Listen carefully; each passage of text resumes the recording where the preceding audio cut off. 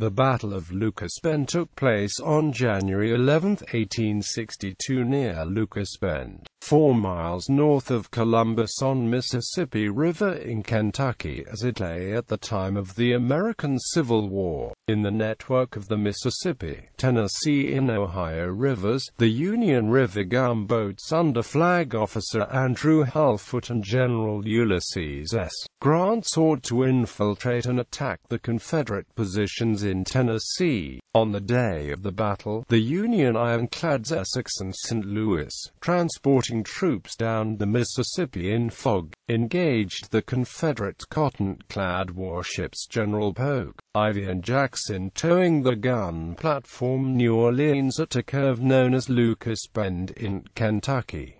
The Essex, under Commander William D. Porter, and the St. Louis forced the Confederate ships to fall back after an hour of skirmishing during which the Union commander was wounded. They retreated to the safety of a nearby Confederate battery at Columbus, where the Union vessels could not follow. The battle marked one of the first occasions where timber-clad warships were convincingly outclassed by the newer ironclad warships, and it would be one of the last naval engagements to see timber-clad warships perform a major role. The term timber-clad is usually reserved for the Union ships Lexington, Tyler, and Conestoga, which had heavy timber attached as armor. Most Confederate gunboats used cotton bales as their armor. See Battle of Plum Run, where Confederate timber-clads fought well against the ironclads. Prelude. The Essex had been constructed in 1856.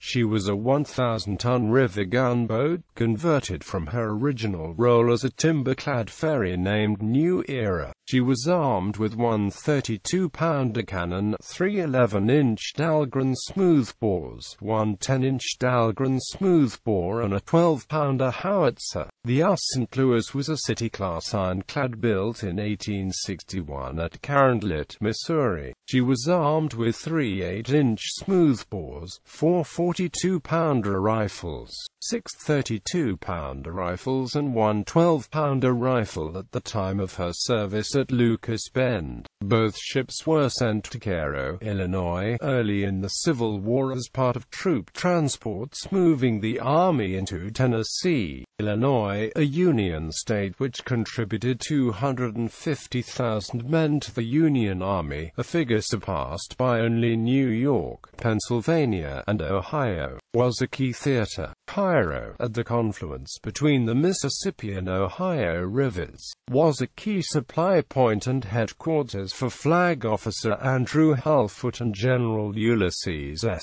Grant. It was defended by Fort Defiance. The complex river network provided routes for the Union gunboats into the heart of the Confederate forces. However, the water levels, particularly in the Tennessee River, were often not sufficient for gunboats to pass.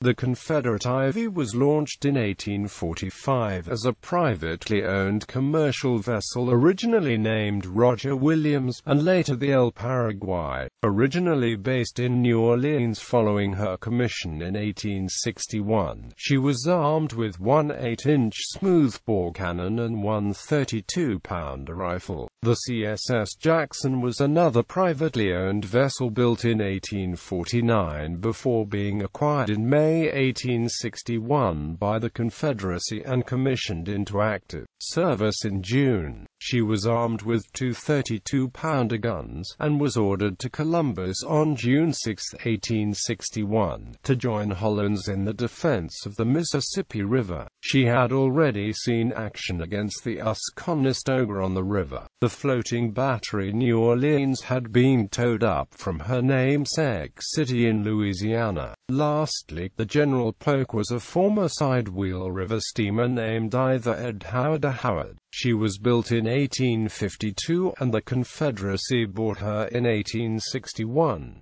She was the vessel from which Hollins commanded the Confederates during the battle, and was known casually as the Polk. The Union vessels arrived in October 1861, venturing up the Cumberland River, a tributary of the Ohio. On October 30, The Essex underwent her conversion to a partly ironclad warship in nearby dockyards. Over several weeks between December and January, the Union ships had regularly sailed towards the Confederates on the Mississippi, Ohio, and Tennessee rivers in order to provoke an engagement, to be frustrated by blank cartridge shots from the latter's cannons, the Confederates being reluctant to be drawn into a full engagement.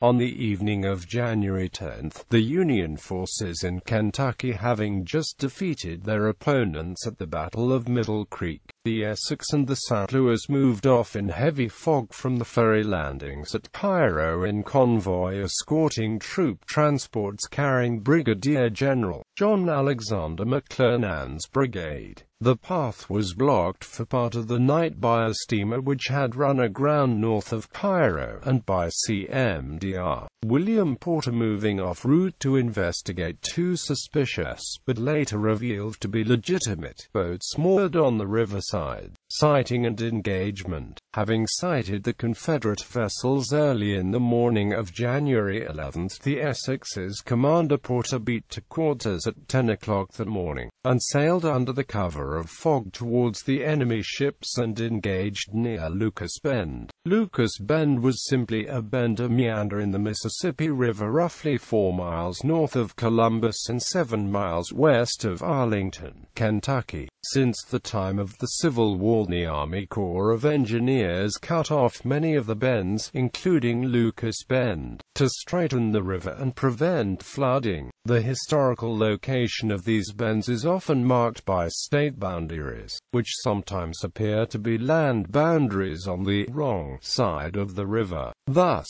today, Lucas Bend consists of an area of Kentucky which lies on the wrong side of the present-day main course of the river. In 1862, it was a bend in the river incorporating the state line. The enemy consisted of 3 vessels, the General Polk, Ivy and Jackson, vessels that Porter was aware of from a previous engagement in December, as well as several smaller boats pulling the New Orleans, a floating battery. Commanding officers in nearby Cairo dispatched the Tyler, carrying Foote, to assist. Until around 11 o'clock hours, the 2 ships fought a running battle that was brisk on both sides, according to Porter. At Columbus, there was a Confederate battalion, to which the Confederate ships fell back, forcing the Union vessels to call off the pursuit. Porter and his men were under standing orders not to engage the Confederate guns.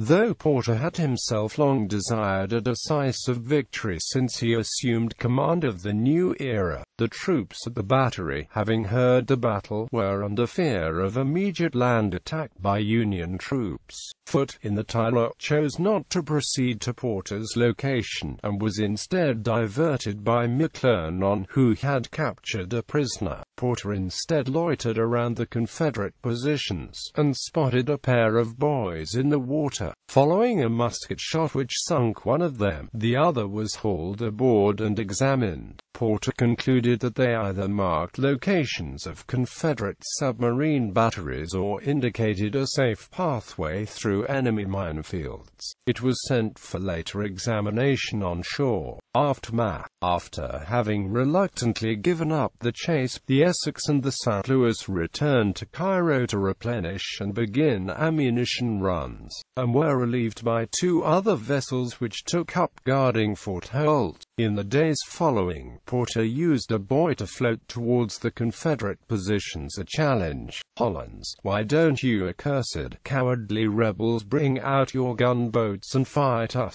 Porter. Confederate Captain Miller sent his reply in the same medium. Sir, the ironclad steamer Grampus will meet the Essex at any point and time your honor may appoint and show you that the power is in our hands. An early reply will be agreeable. The ships ships would meet in the coming weeks. However, the Confederate vessels proved speedier than the Union ironclads. Porter's later account of the engagement was syndicated in the New York Times, where it was well received for that lucid and graphic manner. The inferiority of the timber-clad vessels to the ironclad warships was ever more apparent following the battle, particularly the lack of a stern gun.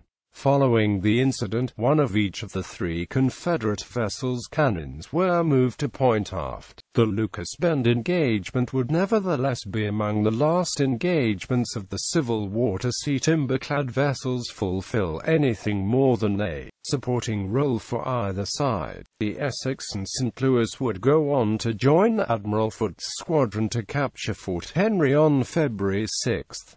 The New Orleans would be scuttled in April.